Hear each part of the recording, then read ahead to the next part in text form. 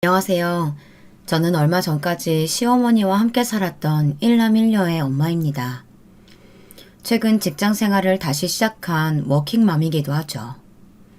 이전까지는 시어머니 때문에 집에서 살림을 해야 했거든요. 정말 살림만 말이죠.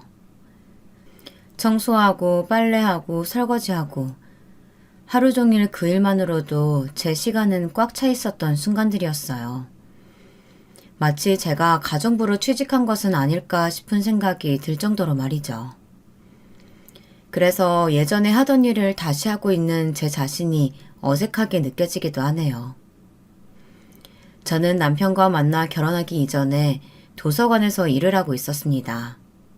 사서였죠. 어릴 때부터 책을 좋아했던 제가 꿈에 그리던 도서관에 취직했을 때 너무나도 행복했어요. 하지만 도서관 사서일은 쉽지만은 않았어요. 여러 행사도 주관해야 했고 강사 초빙부터 수강생들 관리까지 정신없는 날들이었죠. 남편을 처음 만난 것도 인문학 이벤트를 통해서였답니다. 수강생으로 처음 이곳에 왔었어요. 그리고 주말마다 아이들을 데리고 오더군요. 당시만 하더라도 참 다정하고 가정적인 아버지라는 생각에 아이들이 부럽기만 했어요. 저는 아버지가 누군지도 모르고 살아왔거든요. 고등학교도 졸업하기 이전에 저를 가졌던 어머니는 아이를 낳고 나서 결혼하자던 아버지의 말을 철석같이 믿었다고 해요. 하지만 산딸이 다가오자 갑자기 자취를 감췄다고 했죠. 해외로 이민을 갔다는 소문이 돌았고요. 혼자가 된 어머니 곁에는 든든한 외할아버지와 외할머니 그리고 외삼촌이 계셨고 덕분에 저는 사랑을 한가득 받으면서 자랄 수 있었답니다. 하지만 아버지와 잘 지내는 아이들을 보면 부럽다는 생각을 하기도 했어요. 저는 한 번도 받아본 적이 없었으니까요. 나중에 남편에게서 들은 말이지만 제게 첫눈에 반해서 매주 아이들을 데리고 왔다고 하더라고요. 차마 제게 데이트를 신청할 엄두는 내지도 못하고 말이죠. 남편은 자신이 애딸린 이웃남이기에 당연히 제가 거절할 것이라고 생각한 모양이더라고요. 하지만 몇 달 동안 제가 본 남편은 그 어떤 남자보다도 완벽해 보였어요. 그래서 먼저 데이트 신청을 했죠. 남편이 아닌 아이들에게 말입니다. 남편은 그때만 생각하면 아직도 얼굴이 화끈거린다고 해요. 자신한테 데이트를 신청하는 것이 아니라 아이들에게 신청했다는 사실이 몇 번을 생각해도 이해가 되지 않는다고 말이에요. 하지만 저는 남편이 이혼남이라는 사실을 알고 나서부터 이 가족의 구성원이 되고 싶다고 생각했었답니다. 물론 저희 어머니께서는 미친 짓이라고 난리가 났죠. 네가 제정신이야? 애 딸린 이혼남이라니. 네가 뭐가 부족해서 그런 남자고 결혼한다고 난리야. 사별도 아니고 이혼? 멀쩡히 애들 엄마가 살아있는데 네가 그 아이들을 키울 수 있을 것 같아?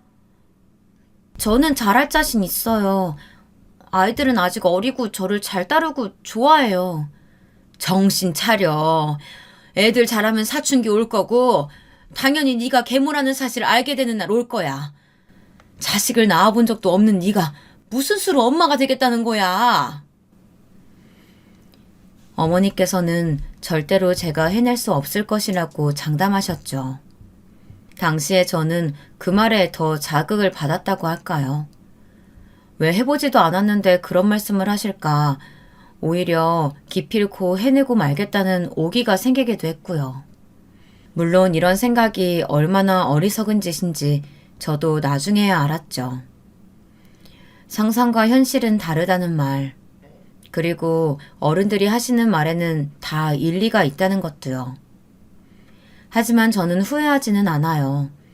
남편과 가정을 이루고 두 아이의 엄마가 되었다는 사실 말이에요. 다만 제가 걸리는 것은 딱 하나였어요.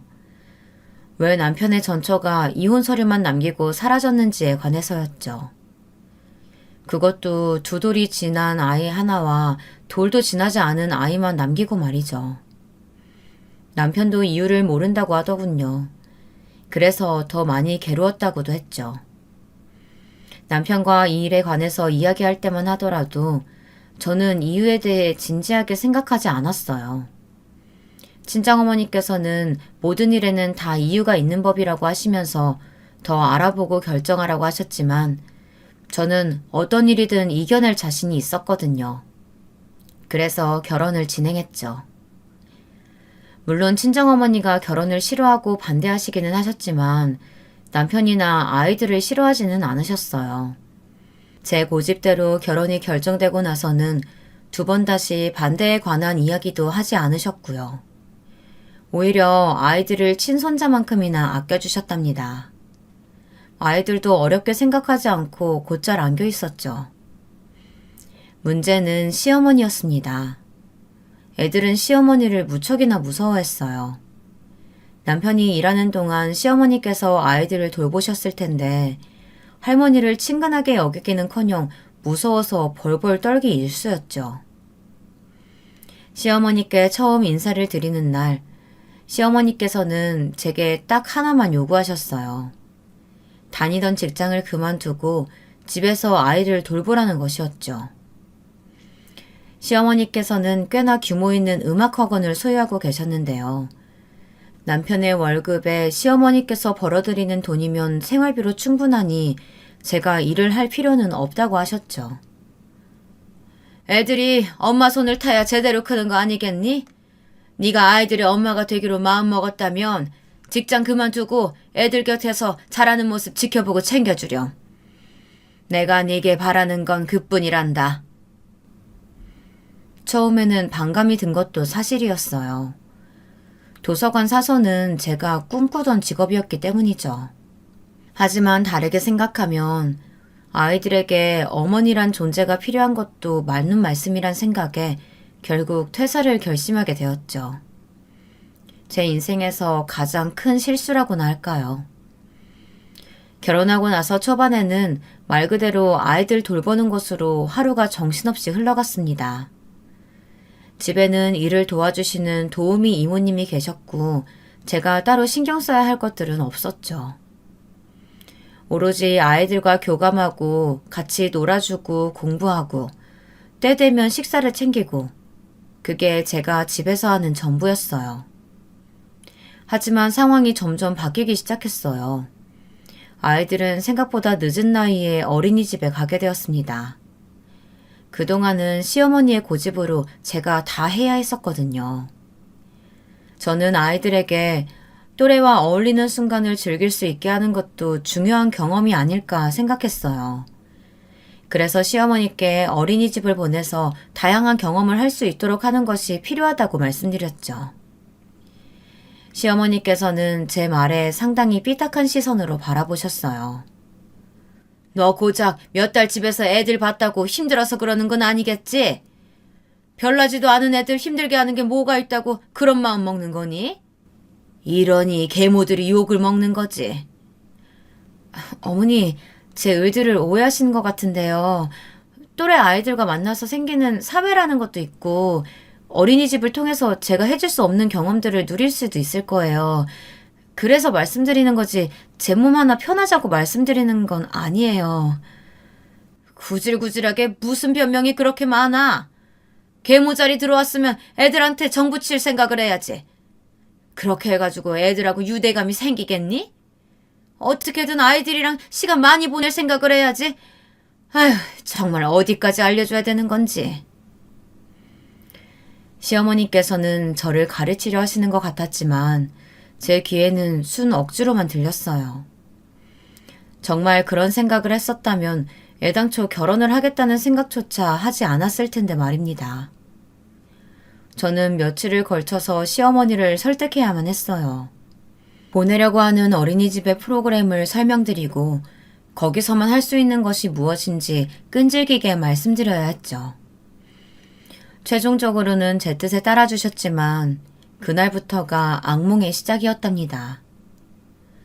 아이들을 어린이집에 보내고 나서부터 저는 오전에 시간이 나기 시작했어요. 그 사이 저는 아이들의 이유식을 만들고 아이들이 대부분의 시간을 가지고 있는 곳을 깨끗하게 청소하기도 했답니다.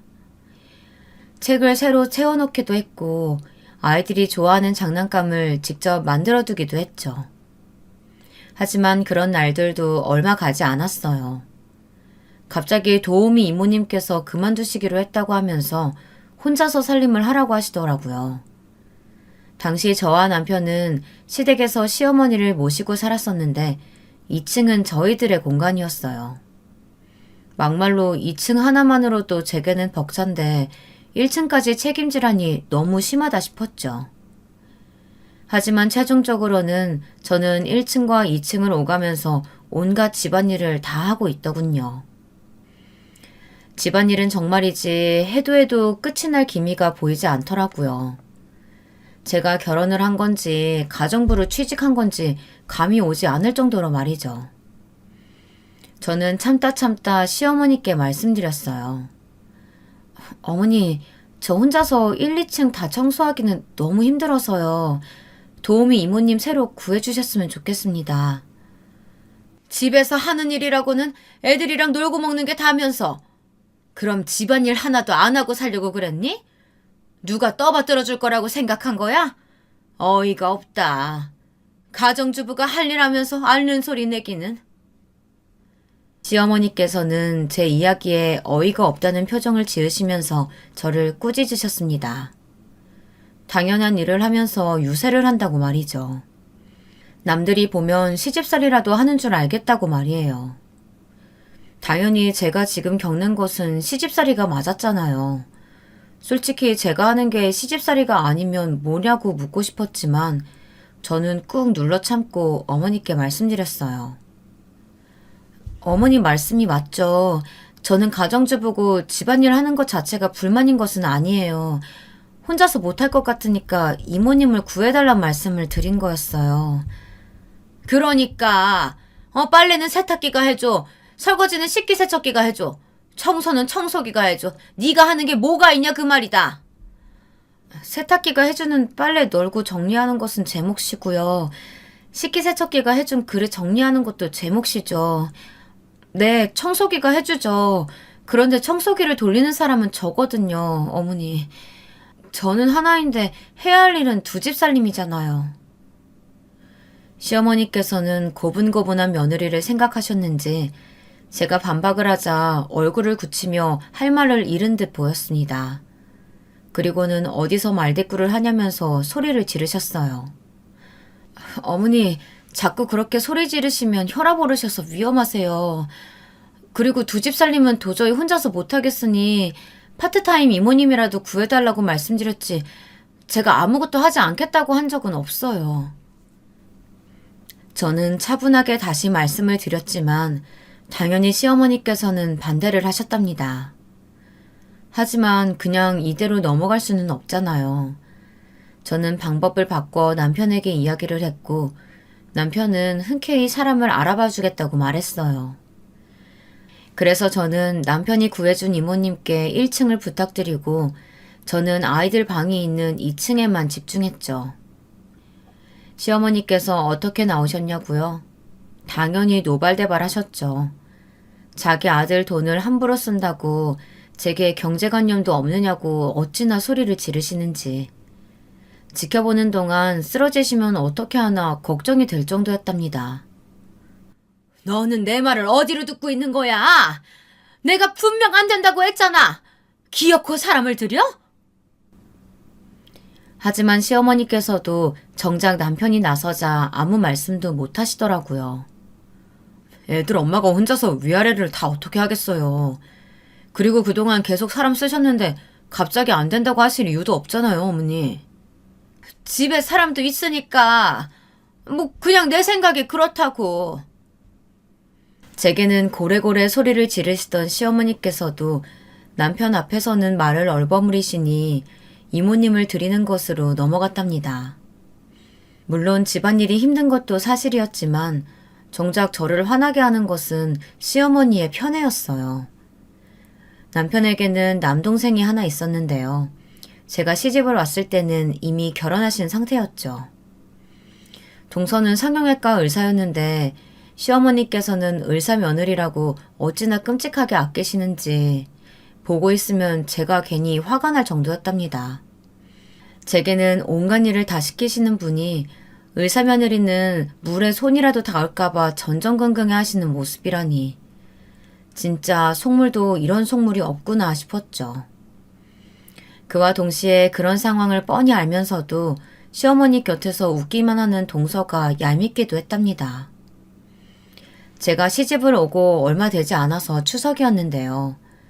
당연히 차례상을 차린다고 정신없이 바쁠 시점이었죠. 저희 집은 기독교 집안이라 한 번도 차례니 제사니 이런 걸 지내본 적이 없다 보니 모든 것이 낯설고 불안했어요. 사전에 인터넷으로 찾아보기는 했지만 다들 지역별로 올리는 음식이 다르다고 하는 거예요. 시댁에서 어떻게 차릴지 모르다 보니 갑갑하기만 했죠. 아니나 다를까 시어머니께서는 저의 그런 미숙함을 그냥 넘기지 않으셨어요. 마지야, 아니 음식간을 왜 그렇게 짜게 하니? 내가 깔끔하게 해야 한다고 몇 번을 말해. 둘째는 한 번 가르쳐주면 단번에 음식간 맞추는데 어떻게 된 게 너는 설명을 해줘도 모르니? 아휴, 공부말이만 없는 게 아니었나 보지. 안 그러니 둘째야? 형님께서 잘하고 계신 것 같은데요, 어머니. 저에 비하면 형님은 모자라도 한참 모자라지. 한쪽이 좀 처지는 결혼이기는 했지만 어쩌겠어. 어머니, 서로 좋아해서 한 결혼에 급이 어디 있다고 그런 말씀을 하세요. 처지는 결혼이라뇨. 봐라. 내가 무슨 말만 하면 저렇게 도끼눈을 뜨고 덤비는데 진짜 내가 서러워서 못 살겠다니까.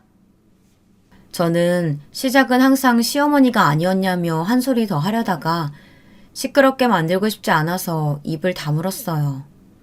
제가 조용히 하자 시어머니께서는 마치 자신이 승자라도 된 것처럼 으스대면서 말도 안 되는 소리를 훈계라고 생각하시는 듯 말씀하셨죠. 저는 그 소리를 아예 무시하고 제가 할 일만 했답니다. 동서를 감싸고 도는 것은 그 일뿐만이 아니었어요. 차례가 끝나자 시어머니께서는 친정에 다녀야 하지 않겠느냐고 하시면서 동서를 허겁지겁 보내시더라고요. 제게는 상을 치우고 남은 음식까지 정리하라고 하셨으면서 말이죠. 사돈께서 얼마나 기다리실까. 어서 가서 얼굴 보여드리고 내 안부도 전해주렴. 더 늦으면 참 아낄 수도 있으니까 서둘러야지. 형님 죄송해요. 먼저 일어나서. 제가 일을 도와드려야 하는데. 동서가 빙그레 웃으면서 자신이 늦어서 일도 제가 다 했는데 이렇게 먼저 가서 미안하다고 말을 하는데 왜 그렇게 얄미운지 모르겠더라고요. 그래서 대뜸 한마디 했죠. 그럼 미안해만 하지 말고 같이 하면 되겠네. 같이 하면 시간도 적게 들 테고. 동서는 제가 그렇게 나올 것을 생각하지도 못했다는 듯이 벙찐 얼굴을 하고 저와 시어머니를 번갈아 바라보았죠. 시어머니께서는 바쁜 애를 잡아서는 무슨 말을 하는 거냐고 저를 혼내시더라고요. 너 정말 제정신이 맞기는 하니? 누굴 붙들고 있어? 고작 뒷정리 좀 하라고 했다고 너 지금 나한테 시위하는 거니? 너야 서울이니까 좀 늦게 가도 상관없을 거 아니야. 엎어지면 코도 앓고 싶면서 둘째가 일찍 나서는 건 또 불만이야?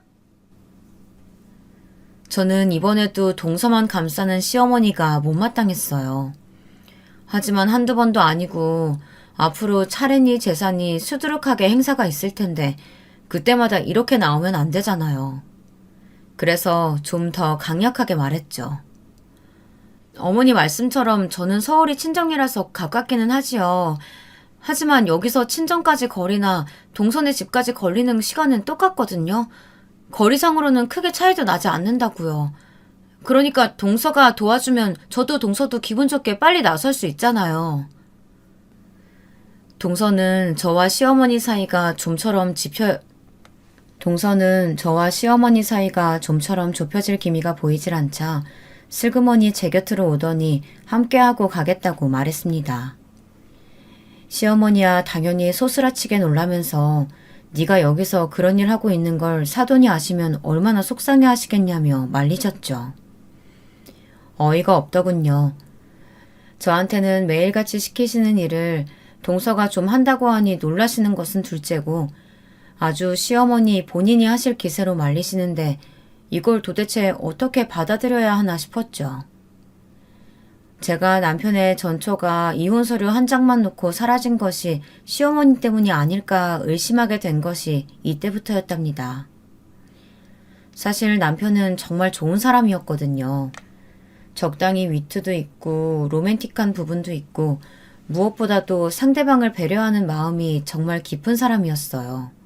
그래서 왜 이런 남자와 못 살겠다고 도망을 친 것일까 생각을 많이 했었거든요.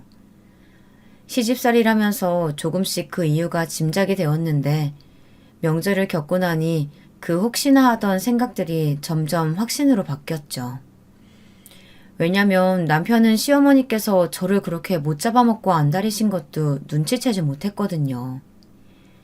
워낙 남편 앞에서는 사람 좋은 얼굴을 하고는 뭐든지 오냐오냐 하는 모습을 보였기 때문도 있지만 남편은 시어머니가 그렇게 행동할 것이라고는 상상조차 하지 못한 모습이었어요. 하지만 저는 전처와 전혀 다른 사람이었죠.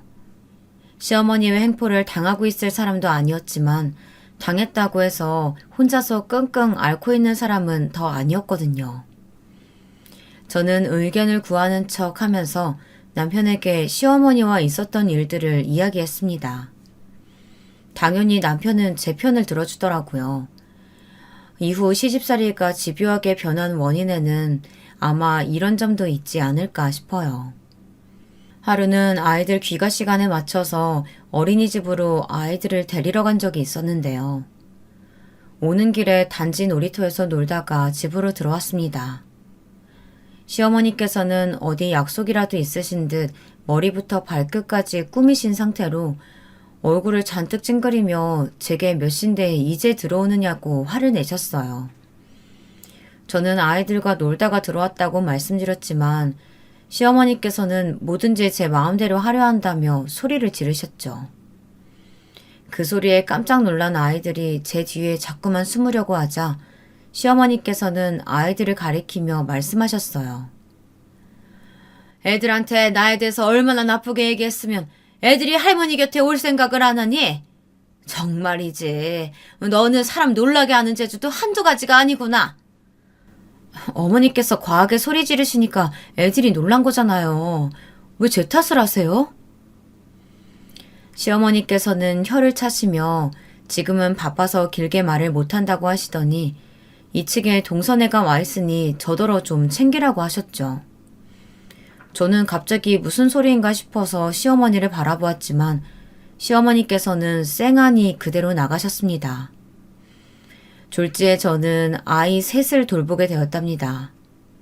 동선의 애는 이제 곧 돌이 지났는데 저희 집 둘째와 크게 차이나지 않았거든요. 아이들은 다행히도 순해서 저를 힘들게 하지는 않았지만 어린 아이들을 돌보는 일이 이렇게나 힘든 일이었나 싶었죠. 어린이집 선생님들이 정말 대단한 사람이라고 생각할 정도로 말이에요. 퇴근한 남편은 동선의 애를 왜 제가 보고 있느냐고 묻더라고요. 열흘 정도 동생이랑 재수씨 여행 간다고 들었거든.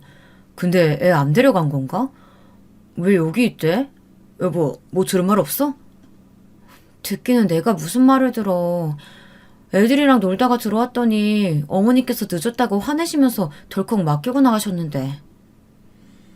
저는 동서와 서방님께서 애를 두고 여행 가실 생각을 했다는 것도 놀라웠지만 그런 일을 제게는 조금도 의논하지 않고 결정한 시어머니에게도 마음이 상했어요.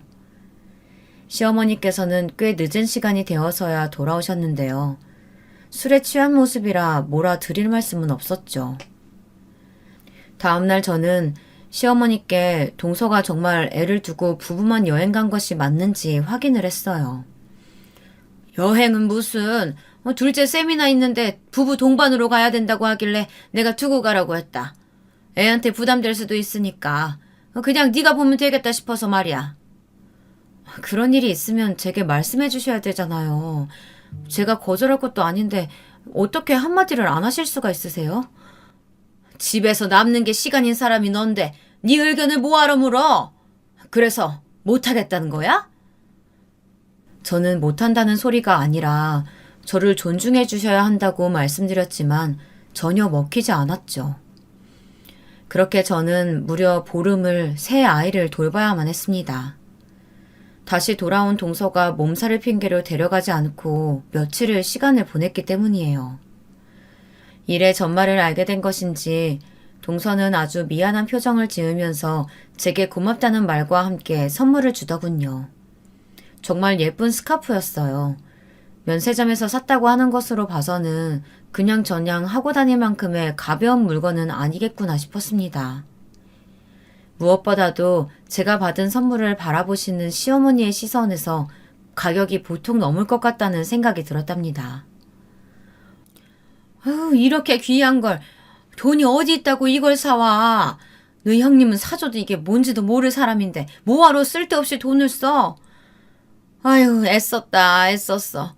워낙 순한 애잖아. 어려울 것 하나 없었는데 뭐 이렇게 선물까지 챙기고.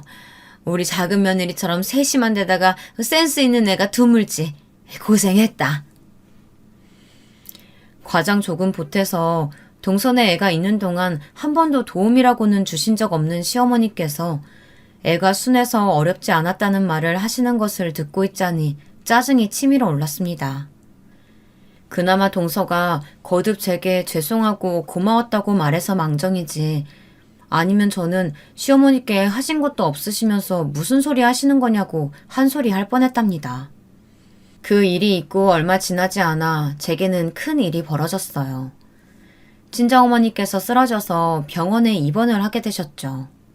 다행히 주변에 사람이 있었기에 망정이지 만약 혼자 계셨더라면 어떤 일이 벌어졌을지 상상하는 것조차 무섭더군요. 병원에서는 심장에 이상이 있는 소견과 함께 수술이 필요하다는 말씀을 하셨어요. 급하게 치료비를 마련하는데 딱 100만 원이 부족하더라고요. 저는 남편에게 사정을 이야기하고 100만 원을 빌려달라고 말했습니다. 여보, 장모님 수술 비용이라며. 그런데 나한테 빌려달란 말을 하면 어떡해. 사위도 자식이야. 당연히 내가 낼 수 있는 부분이라고. 돈을 빌린다고 하면 괜히 자기랑 나 사이에 선 긋는 것 같아서 속상하고 서운해. 남편은 제가 빌려달란 표현을 쓴 것에 대해서 무척이나 섭섭한 표정을 지으더라고요. 그러더니 바로 돈을 구해주었습니다. 저는 은행에서 돈을 찾아 바로 병원으로 갈 생각이었죠. 하지만 중간에 시어머님께서 연락이 오셔서는 당장 집으로 오라고 하셨어요. 저는 친정어머니 병원에 가봐야 한다고 말씀을 드렸지만 막무가내셨죠. 결국 당장에 집에 오지 않으면 무슨 큰일이라도 일어날 것처럼 말씀을 하셔서 친정어머니와 제대로 이야기 한번 나눠보지 못하고 집으로 와야 했습니다. 원래의 목적도 이루지 못하고요. 집에 도착하니 엉망진창이었어요. 시어머니께 저희 아이들 둘과 동생네 아이를 맡겨두고 나갔었는데 그 잠시 동안에 잔뜩 집이 어질러져 있더라고요. 막내 라인의 아이들이 걷기 시작하면서 사고를 치는 반경이 넓어졌는데 시어머니께서 방심하신 거죠. 잠시 전화하셨다고 하는데 아이들이 저질러 놓은 것을 보면 시어머니께서는 애당초 아이들을 지켜보고 계신 것은 맞는지 의심이 들 정도였죠. 아우, 얌전하게 앉아있으라고 했더니 고세를 못 참고 아우, 징글징글. 저는 능숙하게 아이들을 욕실로 데리고 가서는 깨끗하게 씻겼습니다. 그리고 그 사이에 집을 방문하신 파트타임 이모님께 집안 정리를 부탁드렸죠. 시어머니께서 도와주실 것이라고는 조금도 생각해보지는 않았지만 집이 엉망이 되었다고 저를 부르셨으면서 정리가 될 때까지 아무것도 하지 않으신다는 것이 정말 화가 치밀어 올랐어요. 그리고 친정어머니가 편찮으셔서 마음이 너무 힘든데 이 순간에도 저에 대해서는 아무것도 배려해주지 않으시는 것이 못 견디게 서러웠습니다. 한술 더 떠서 시어머니는 말도 없이 나가버리시기까지 했어요. 저는 하루 종일 사고친다고 지친 아이들을 토닥거리며 재우고는 저도 그 옆에 잠시 누워서 눈을 붙였답니다. 그렇게 휴식 시간을 갖고 일어난 저는 한결 개운한 얼굴로 1층에 내려왔습니다. 시어머니와 동서가 언제 온 것인지 주방에서 도란도란 이야기를 나누는 소리가 들렸죠. 저는 두 사람 사이에 끼어서 이야기하고 싶은 생각이 조금도 들지 않았기에 거실 소파에 걸쳐둔 제 옷가지와 가방을 챙겨서 조심스럽게 다시 2층으로 올라가려고 했습니다. 그런데 순간 두 사람의 대화가 제 발길을 붙들었어요. 어머니, 갑자기 이렇게 병원 찾아오셔서 점심도 사주시고 용돈도 주시고 너무 고맙습니다. 고마울 게 뭐 있어. 며느리도 자식인데 그 정도는 당연하지. 그래도 어머니께서 갑자기 100만 원을 용돈이라고 주시는데 진짜 얼마나 설렜는데요. 동서는 뭐가 그렇게 좋은지 까르르 웃음이 터지더군요. 어른이 그것도 시어머니가 용돈하라고 100만 원을 줬다면 당연히 웃음이 그치지 않겠죠. 2층으로 올라온 저는 가방에 손을 넣었다가 화들짝 놀라고 말았습니다. 분명 가방 안에 들어있어야 할 봉투가 잡히지 않았던 것이었죠. 그 봉투 안에는 남편이 준 100만 원이 들어있었거든요. 순간 저는 시어머니와 동서의 대화 속에 등장하던 100만 원이 혹시 그 돈일 수도 있겠다는 생각이 들었습니다. 바람같이 내려간 저는 아직도 이야기를 나누고 있는 시어머니에게 바로 다가가서 돈에 대해 물었어요. 어머니, 혹시 제 가방 열어보셨어요? 가방? 무슨 가방 말이냐? 거실에 있던 가방? 네, 그 가방이요. 혹시 가방 안에서 봉투 가져가셨어요? 제가 잔뜩 굳은 얼굴로 가방에 대해 묻자 동서도 당황스러웠는지 제 눈치를 보면서 시어머니께 이게 무슨 소리냐고 물었죠. 흰 봉투 하나 있길래 내가 챙겼다. 뭐 어때서? 지금 그거 물어보려고 네 동서랑 얘기하는데 나 방해하는 거니? 아휴, 모처럼 평화로운 시간 보내고 있었는데 정말 배운 게 없으면 눈치라도 있던가. 어머니, 그 봉투가 무슨 봉투인지 알고 가져가셨다는 거예요? 저는 소리를 빽 하고 질렀습니다. 당연히 깜짝 놀란 시어머니는 어디 버릇없이 시어머니에게 소리를 높이느냐고 말씀하셨지만 저한테는 그게 중요한 문제가 전혀 아니었죠. 어떻게 구한 친정어머니의 병원비인데 그걸 날름 가져가셨으면서 조금도 미안해하지 않는 시어머니의 표정을 도저히 참을 수가 없었죠. 그 봉투 안에 들어있던 돈, 저희 친정어머니 병원비에 보태야 할 돈이에요. 그러니까 당장 돌려주세요. 나한테 없는데? 그 돈이야 우리 을사며느리 용돈하라고 이미 줬지. 저는 제 귀를 의심할 수밖에 없었어요. 역시나 아까 대화의 100만 원은 제가 준비했던 돈인 모양이었죠. 저는 최대한 침착하게 동서에게 100만 원의 행방을 물었어요. 하지만 당황한 동서는 100만 원을 방금 시어머니와 쇼핑해서 다 써버렸다고 하더라고요. 동서, 그 돈을 다 썼다니 그게 무슨 소리야? 어머니께서 생일 축하한다고 용돈 주시면서 같이 쇼핑하자고 하셔가지고 이것저것 산다고. 그래서 그 잠깐 쇼핑으로 100만 원을 다 썼단 말이야? 동서는 금방이라도 쥐구멍에 숨고 싶은 사람처럼 제게 미안하다고 몇 번이나 고개를 숙였답니다. 하지만 시어머니께서는 그런 동서의 반응이 마음에 들지 않는 눈치였어요. 내가 생일 맞은 며느리한테 용돈도 못 주니? 그것도 네 눈치 봐야 할 일이야? 적반하장도 유분수지. 세상 떳떳한 얼굴을 하고 제게 물어보는 시어머니를 보면서 솔직히 머리채를 붙들고 싸우고 싶다는 생각도 꽤 많이 들었답니다. 저는 애써 소리를 지르지 않으려고 노력하면서 시어머니께 100만 원을 돌려달라고 말씀드렸어요. 하지만 시어머니께서는 자신이 무슨 돈이 있어서 100만 원을 돌려주냐고 하시면서 급기야 제게 하나뿐인 동서 생일 선물 줬다고 생각하고 다시 돈을 구하라고 하셨죠. 정말이지 사람의 탈을 쓴 악기도 아니고 어떻게 그런 말을 손쉽게 하는지 머리가 터져나갈 것 같았어요. 당장이라도 이놈의 집구석 다 뒤집어버리고 싶었지만 순간 제 머릿속에 다른 생각이 번뜩이며 지나갔어요. 저는 두고 보자고 속으로 중얼거리며 어머니께 후회하게 될 것이라고 말씀드렸습니다. 시어머니께서는 시시각각으로 변하는 제 얼굴 표정을 보고서는 재밌어 죽겠다는 표정으로 저녁에 동서 생일 미역국을 끓이라는 말과 함께 거실로 나가셨죠. 동서는 쭈뼛거리면서 따라 나가지도 못하고 제게 정말 죄송하다고 말하며 따로 계좌번호를 달라고 하더라고요. 진짜 저는 어머님이 용돈 주신다고 생각했지 그 돈이 형님께 중요한 돈이라고는 전혀 생각 못했어요. 계좌번호 주시면 제가 바로 입금할게요. 형님 정말 죄송합니다.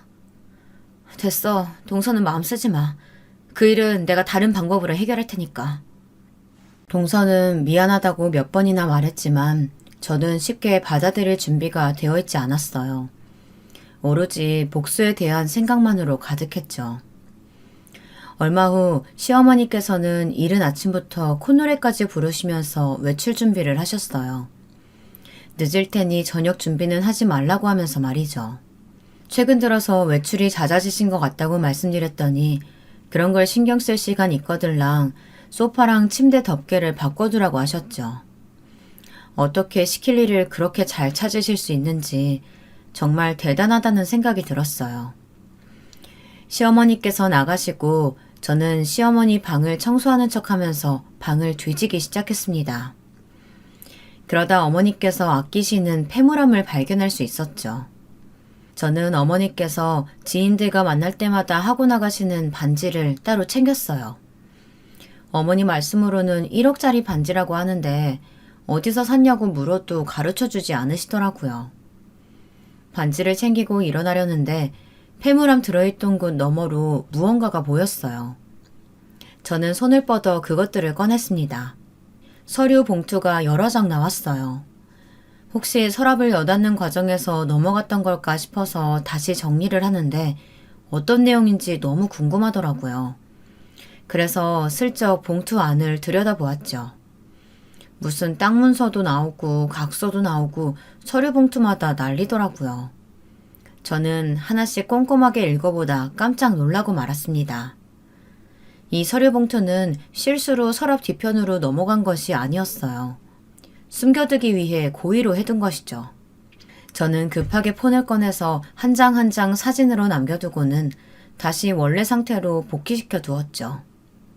심장이 벌렁거렸습니다. 집에 사람이라고는 저 혼자였음에도 저는 누가 보지 않았을까 불안함에 밀려오더라고요. 그 일이 있고 보름 정도 지났을까요?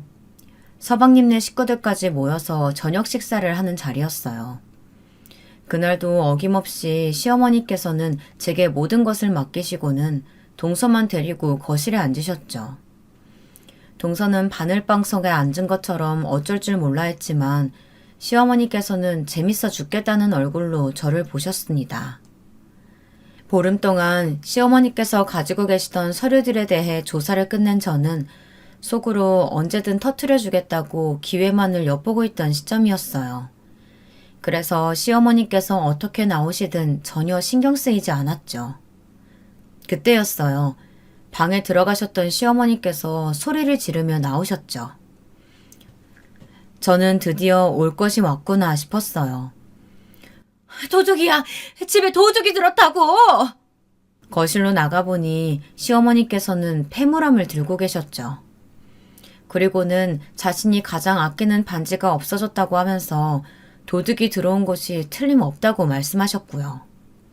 남편이 혹시 없어진 것이 반지 말고는 없느냐고 물어보니 시어머니께서는 더 하얗게 질린 얼굴로 방으로 뛰어들어가시더니 아무도 못 들어오게 하셨죠. 아마도 숨겨둔 서류를 확인하려는 것 같았습니다. 시어머니는 그나마 진정된 얼굴로 나오셔서는 반지만 사라졌다고 말씀하셨어요. 내가 제일 아끼는 반지, 그것만 사라졌어. 큰애야, 혹시 너 나한테 말도 없이 집 비운 적 있니? 너는 없어진 물건 없어? 당연하죠. 어머니 무슨 반지 말씀하시는 거예요? 혹시 친구분들한테 매번 자랑하시던 그 반지요? 그래, 그 반지. 너도 봤잖아.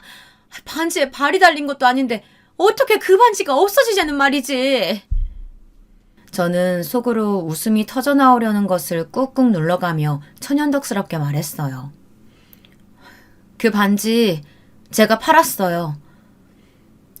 저의 폭탄 선언에 삽시간에 집 안이 조용해졌죠.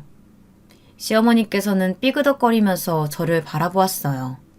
보통 놀란 얼굴이 아니셨죠. 저는 너무 고소한 마음에 저절로 웃음이 터질 것 같았지만 겨우 참으며 담담하게 말했죠. 저번에 어머님께서 제 가방에 있는 돈으로 동서 용돈 주셨잖아요. 아무리 기다려도 저는 안 주시길래 직접 챙겼습니다. 야! 시어머니께서는 소리를 지르시며 제게 달려드셨지만 저는 재빨리 몸을 피했고 시어머니는 그대로 바닥에 철퍼덕 주저앉으셨죠. 그 반지가 얼마짜린 줄 알고 팔아! 너 같은 애는 평생에 걸쳐서 일해도 받을 수 없는 반지야, 알아? 그런데 감히 시어머니 폐물함에 손을 대? 작은 애야 뭐하니? 당장 경찰 신고부터 하렴. 여기 도둑년 있다고 당장 신고해. 내가 깜빵 쳐넣어버릴 테니까. 어머니야말로 제 가방에서 돈 꺼내가셨잖아요. 그건 도둑질 아닌가요? 어머니나 저나 뭐가 다르죠? 너랑 나랑 같아? 시어머니가 가방에서 푼돈 꺼내갔다고 지금 복수라도 하겠다는 거야 뭐야? 그리고 100만 원이랑 억이랑 같니? 돈 내놔. 당장 고소하기 전에 내 돈 내놔! 시어머니는 기어코 제 멱살을 잡으시고는 돈을 돌려달라고 소리를 지르셨죠. 남편하고 서방님께서는 깜짝 놀라시면서 시어머니를 제게서 떼어내려고 했지만 무슨 괴력인지 남자 둘이 달려들어도 요지부동이었어요. 저는 목이 졸려오는 느낌과 함께 얼굴로 피가 몰리는 기분이 들었습니다. 겨우 시어머니의 소나기에서 빠져나온 저는 숨을 몰아쉬며 어머니를 바라보았어요. 저와 눈이 마주친 시어머니는 반지를 판 돈을 달라고 하셨죠. 저한테 그런 돈이 있을 리가요. 저희 어머니 1인실로 옮겨드리고 아이들 물건 좀 사고 하니까 돈이 금방이던데요. 그리고 어머니, 그 반지 제가 꿈도 꿀 수 없을 정도로 비싸다고 하시더니 막상 내다 팔려고 봤더니 다이아몬드 급이 너무 떨어져서 얼마 받지도 못했다고요. 1억? 그 반지는 1억 가치가 전혀 없다고 하시던데요. 어디서 쉰소리를 듣고 와서 함부로 주절거려. 그 다이아 반지가 어떤 건지 네가 알기는 알아? 어디서 감히? 제가 왜 모르겠어요. 그 반지가 어디서 왔는지. 애들 친모 반지잖아요. 안 그래요? 제 말이 떨어지기가 무섭게 시어머니의 얼굴은 시뻘겋게 달아오르다 못해 검게 변했어요. 제가 서랍 뒤편에서 발견했던 서류. 그 서류에는 아이들의 친모에 대한 것들로 가득했죠. 제 예상대로 아이들의 친모는 어머니의 고된 시집살이를 견디지 못하고 집을 나간 상태였어요. 제가 겪은 일은 그녀에 비하면 세 발의 피다 싶을 정도였어요. 저야 고전적인 집안일 테러가 전부였다면 아이들의 친모가 겪은 일에는 온갖 모함과 계략이 존재했죠. 남편은 갑자기 튀어나온 아이들의 친모 이야기에 눈을 동그랗게 뜨고 그게 무슨 소리냐고 물었어요. 시어머니께서는 저에게 따로 이야기를 좀 하자고 하시면서 저를 잡아 끌었지만 저는 시어머니의 손을 뿌리치고는 성큼성큼 시어머니 방으로 들어갔어요. 당연히 소리를 지르며 저를 막기 위해 발버둥 쳤지만 서방님께서 무슨 눈치라도 채셨는지 시어머니를 붙들더군요. 저는 서랍 뒤편에 숨겨진 서류를 들고 나왔어요. 시어머니께서는 필사적으로 막으려 하셨지만 이미 늦었죠. 저는 남편에게 읽어보라고 말하며 서류를 내밀고는 시어머니를 똑바로 바라보았어요. 당신 어머니란 사람이 어떻게 했는지 직접 확인해봐. 내가 말하는 것보다 더 확실할 테니까. 남편은 손을 떨면서 서류를 넘겨보았죠. 시어머니께서는 아무것도 아니라고 자신을 믿어야 한다고 고래고래 소리를 지르셨지만 남편의 두 눈은 이미 서류를 향해 고정되어 있었어요. 그리고 읽어 내려갈수록 남편의 손은 점점 더 심하게 떨려갔죠. 우리 큰아드님, 내가 다 설명할게. 내 말 들어보면 너도 다 이해가 될 거야. 그 애는 너랑 어울리는 짝이 아니었다니까? 네가 속고 있었어. 그래서 내가... 조용히 하세요, 어머니. 듣기 싫으니까. 남편을 알게 된 이후로 그렇게 화를 내는 모습을 본 적은 단 한 번도 없었는데 저는 오싹한 기분이 들었죠. 그리고 그런 감정은 저뿐만이 아니었어요. 서방님 역시 몸을 떨면서 이렇게 화를 내는 모습은 아이들 친모가 사라진 날 이후로 처음이라고 말했죠. 저는 동서에게 아이들을 좀 보고 있으라고 말하면서 2층으로 올려보냈어요. 그 사이 남편은 모든 것을 다 읽었는지 손에 서류를 꼭 쥐고는 눈을 감고 서 있었죠. 내가 다 설명할게. 내 말 좀 들여보면. 애들 친모가 그렇게 싫으셨어요? 이런 말도 안 되는 일들을 꾸미실 만큼? 왜요? 애들 친부가 뭘 그렇게 잘못했는데요? 부모님이 안 계셔서? 아니면 고등학교밖에 졸업하지 못해서? 큰아드님, 진정하고 내 말도 좀 들어줘야지. 내가 쫓아낸 거 아니야. 지발로 나간 거지. 나는 나가란 소리 한 적도 없어. 네가 오해할 만한 상황이기는 한데 내 말 들어보면 어머니께서 나가라고 한 적은 없으시죠. 나가지 않고는 못 버티게 만드셨을 뿐이지. 진짜 어머니, 어떻게 사람을 시켜서 이렇게 피를 말리실 생각을 하셨어요? 시어머니께서는 살기 가득한 눈으로 저를 바라보셨어요. 시어머니께서는 아이들의 친모가 남편을 만나기 이전에 사귀었던 남자를 돈으로 사서는 아이들 친모를 스토킹하도록 하셨죠. 그리고는 그 남자가 막무가내로 아이들 친모를 찾아가려고 시킨 뒤 두 사람이 같이 있는 상황을 만들어 사진을 찍으셨더라고요. 시어머니께서 가지고 계셨던 것은 그 장면을 촬영한 일종의 보고서 같은 것이었죠. 사주했다니 나는 그저 뒷조사를 시켰을 뿐이야. 다른 남자 만나고 있던 것은 그 애였지. 나는 우연히 알았을 뿐이고. 우연이요? 정말 우연이세요? 어머니께서 그 남자들 사주하셨잖아요. 어머니만 사람 시킬 줄 안다고 생각하시는 거 아니죠? 저도 친척 오빠한테 부탁해서 알아볼 거 다 알아봤거든요, 어머니. 그 남자 생각보다 술술 이야기해 주던데요? 저는 핸드폰을 꺼내서 받은 녹음 파일을 들려주었습니다. 남자는 시시덕거리며 큰 건수였다고 말하며 자신이 어떤 일을 했었는지 자랑스럽게 떠들기 시작했죠. 그리고는 지금 자신이 가게를 할 수 있었던 것도 그때 받은 자금 덕분이라고 말했어요. 시어머니께서는 제가 이 정도로 조사할 것이라고는 생각을 못 하셨는지 입만 뻥끈거리시면서 저를 손가락질 하셨어요. 이것만 알아본 줄 아세요?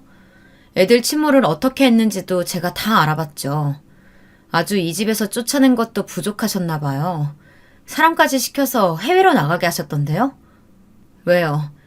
다시는 그이 앞에 나타나지 않겠다는 각서로는 불안하셨어요? 그걸 네가 어떻게... 너 어디까지 알고 있는 거야? 시어머니께서는 온몸을 사시나무 떨듯이 떠시고는 점점 뒷걸음질 치셨죠. 저는 보름 전에 발견한 서류에 대해 하나도 빠짐없이 알아보았거든요. 친척 오빠는 저를 도와주면서 시어머니를 가르쳐 무슨 사람이 이렇게 악랄할 수 있느냐고 혀를 내두를 정도더라고요. 남편이 본 자료는 제가 알아낸 것의 일부에 불과했죠. 남편은 더 이상 서 있을 힘도 없는지 그대로 바닥에 주저앉았어요. 그리고 어머니, 반지요. 그 반지 애들 친모가 남겨둔 다이아 목걸이였잖아요. 그걸 세 곡만 바꿔서 하시면 숨겨질 것 같으셨나요? 다른 것도 아니고 어떻게 애들에게 유일하게 남겨둔 것에 손댈 생각을 하실 수 있으세요? 어차피 애들은 기억도 못할 사람, 남겨둔 물건이 있으면 뭐 하는데? 그리고 그런 애가 남긴 걸 내가 왜 우리 손주들한테 줘야 되는데?